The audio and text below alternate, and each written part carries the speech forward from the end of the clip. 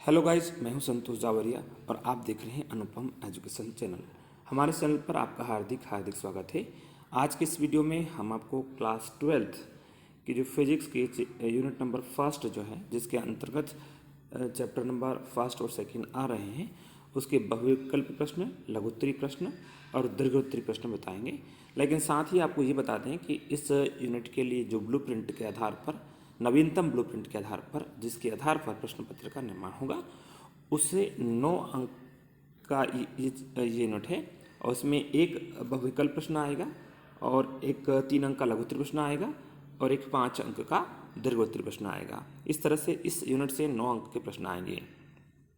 तो आइए यहाँ पे मैं एक बात और भी क्लियर कर दूँ कि यहाँ पर हम बहुविकल्प प्रश्न आपको बताने जा रहे हैं, लेकिन लघुत्तरी और दीर्घोत्तरी प्रश्न तो इसी में से पेपर में आएंगे और जो ऑब्जेक्टिव प्रश्न है जरूरी नहीं कि जो बताए जा रहे हैं उसी में से आए, हालांकि इसमें से भी पूछे जाएंगे। लेकिन जो दीर्घोत्तरी प्रश्न है, लघुत्तरी प्रश्न है, वो आप यदि बेसिक थ्योरी को ध्यान से पढ़ लेंगे तो आप लघुत्तरी प्रश्न आसानी से, जो ऑब्जेक्टिव प्रश्न उन्हें आसानी से हल कर पाएंगे। तो आइए फिलहाल हम अब बहुविकल्प प्रश्न दिखा रहे हैं। तो देखिए, बहुविकल्प प्रश्न में पहला प्रश्न हमारे सामने क्या है? वायु में स्थित एकांक धनावेश से निकलने वाले संपूर्ण विद्युत फ्लक्स का मान क्या होगा? तो हमें गॉस के प्रमेय के अनुसार ने पढ़ा है कि फाई जो होता है, फाई ई जो होता है, विद्युत फ्लक्स जो होता है, वो क्यू अपान एप्सिलॉन जीरो होता है। लेकिन यहाँ पर हमें कहा गया है एकांक धनावेश, तो क्यू का मान कितना होगा? 1। तो ये क्या हो जाएगा? 1/एप्सिलॉन जीरो। अब 1/एप्सिलॉन जीरो हमारा कौन सा आंसर है भाई? हमारा 1/0 सेकेंड वाला आंसर है, इसलिए सेकेंड सही है। इसके बाद एप्सिलॉन जीरो का मात्रक क्या है? तो एप्सिलॉन जीरो का मात्रक निकालने के लिए एक ऐसे फार्मूले की कल्पना कीजिए, चूँकि आपने फिजिक्स को साल भर पढ़ा है तो आपको पता होना चाहिए कि इस फार्मूले में एप्सिलॉन जीरो आता है। तो देखिए, मैं यहाँ लिख देता हूँ A बराबर 1/4 एप्सिलॉन जीरो और Q1 Q2 upon R square. यदि एप्सिलॉन जीरो को हम यहाँ ले आए तो F कहाँ आ जाएगा? यहाँ आ जाएगा। बाकी चीज़ से हमें कोई मतलब नहीं है। हमें Q1 Q2 का मात्रक क्या होता है? कूलाम। इसलिए ये क्या हो जाएगा? कूलाम का स्क्वायर। और ये F का मात्रक क्या होता है? न्यूटन। और दूरी का मात्रक क्या होता है? मीटर। तो coulomb square upon Newton, sorry यहाँ दूरी का वर्ग नीचे, तो ये न्यूटन मीटर स्क्वायर आ जाएगा। मैं फिर से लिख दूँ, यदि हम एप्सिलॉन जीरो को सेपरेट करते हैं तो हमारे पास आता है Q1 Q2 अपान 4 F। अब पाई से मतलब नहीं है हमें कुछ भी, हमें इन इससे मतलब है, और साथ में नीचे आर स्क्वायर है। तो देखिए, Q1 और Q2 दोनों आवेश के मात्रक है, इसलिए क्या जाएगा? Coulomb square. और बटे में ये F का मात्रक क्या लिखेंगे? न्यूटन। और आर दूरी है, इसका मात्रक क्या लिखेंगे? मीटर। और इसका स्क्वायर है, तो coulomb square upon newton metre square. तो ये किस में लिखा है? ये सेकेंड वाले, थर्ड वाले आंसर में लिखा हुआ है। अगला आता है विद्युत क्षेत्र का मात्रक क्या होता है? तो विद्युत क्षेत्र का मात्रक निकालने के लिए विद्युत क्षेत्र का फार्मूला पता होना चाहिए। वह फार्मूला होता है E बराबर F/Q। अब ध्यान दीजिए, फिजिक्स के अधिकतर क्वेश्चन बनने के लिए आपको विशेषकर फार्मूले की जरूरत होती है। फार्मूले यदि आप पता है तो उसी के द्वारा आप डेफिनेशन बना सकते हैं, उसी से विमेय सूत्र निकाल सकते हैं, उसी से मात्रक निकाल सकते हैं। आइए मैं यहाँ पर E का मात्रक निकाल कर दिखाता हूँ। E का मात्रक होता है न्यूटन अपान कूलाम। तो यहाँ पर राइट आंसर कौन सा है? न्यूटन अपान कूलाम है। उसके बाद चलिए, एक कूलाम आवेश में इलेक्ट्रॉनों की संख्या होती है। तो एक कूलाम आवेश में इलेक्ट्रॉनों की जो संख्या होती है वो 6.25 × 10⁻18 होती है। उसके बाद नेक्स्ट क्वेश्चन चलिए, यहाँ पर अगला क्वेश्चन आता है, बिंदु आवेश Q के कारण R दूरी पर विद्युत क्षेत्र की तीव्रता होती है। तो R दूरी पर विद्युत क्षेत्र की तीव्रता होती है, हमने विद्युत क्षेत्र की तीव्रता के फार्मूले पढ़े हैं, उससे E बराबर 1/4 epsilon zero Q upon R square, ये फार्मूला होता है। इससे क्लियर है कि E और R में संबंध क्या है। तो E जो होता है वो R में संबंध इस तरह से होता है। और ये जो संबंध दिया गया है ये कौन से क्वेश्चन में दिया गया है? सेकेंड वाले में दिया गया है। उसके बाद आवेश का विमेय सूत्र होता है। तो आवेश का विमेय सूत्र क्या होता है? आवेश Q बराबर क्या होता है? IT होता है। और IT होने से एक I का मात्रक होता है, A का विमेय सूत्र होता है, I का विमेय सूत्र होता है A, और टी का विभव सूत्र होता है टी, तो ये हो जाता है AT। तो राइट आंसर कौन सा है? थर्ड वाला है। उसके बाद विद्युत आवेश के गुण लिखिए। विद्युत आवेश के गुण लिखने के लिए आपको ध्यान रखना है, विद्युत आवेश में 3 प्रकार के गुण होते हैं। आवेश संरक्षण का नियम, आवेश संरक्षण, दूसरा है आवेश का क्वांटीकरण, आवेश का क्वांटीकरण, और तीसरा होता है योज्यता, आवेश की योज्यता का नियम, आवेश की योज्यता। इस तरह से ये 3 नियम हैं, और चूंकि ये प्रश्न में 3 अंक का पूछा गया है, इसलिए इसमें उसका आशय है कि विद्युत आवेश के गुण लिखना है, आपको कम से कम 3 गुण बताना ही है। उसके बाद नेक्स्ट क्वेश्चन आता है कूलाम के नियम का नियम लिखिए तथा इस नियम के आधार पर एकांक आवेश की परिभाषा लिखिए।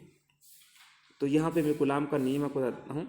कूलाम का नियम होता है किन्हीं 2 बिंदु आवेशों के मध्य लगने वाला बल F जो होता है उन आवेशों के गुणनफल के समानुपाती होता है, इसलिए F समानुपाती Q1 Q2, और दूसरा वही बल उनके बीच की दूरी के वर्ग के व्युत्क्रमानुपाती होता है, तो F प्रोपोर्शनल टू 1/r²। इन दोनों को कंबाइन करते हैं तो हमारे पास आता है F proportional to Q1 Q2/r²।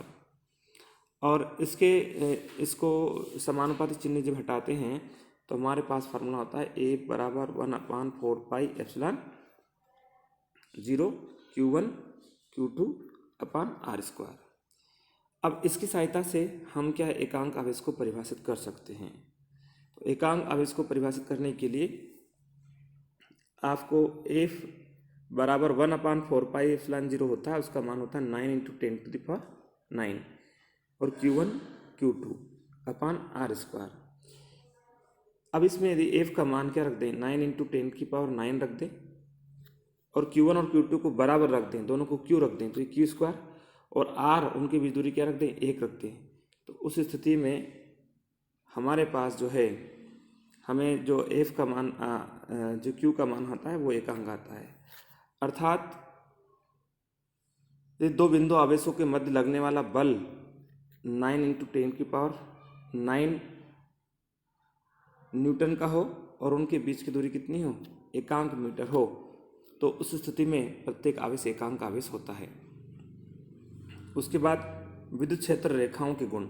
तो विद्युत क्षेत्र रेखाएं जो होती है वो क्या करती है, धन आवेश से प्रारंभ होकर ऋण आवेश पर समाप्त होती है, और एकल आवेश की स्थिति में ये अनंत से प्रारंभ होती है और अनंत पर समाप्त होती है, और 2 विद्युत क्षेत्र रेखाएं एक दूसरे को कभी नहीं काटती है।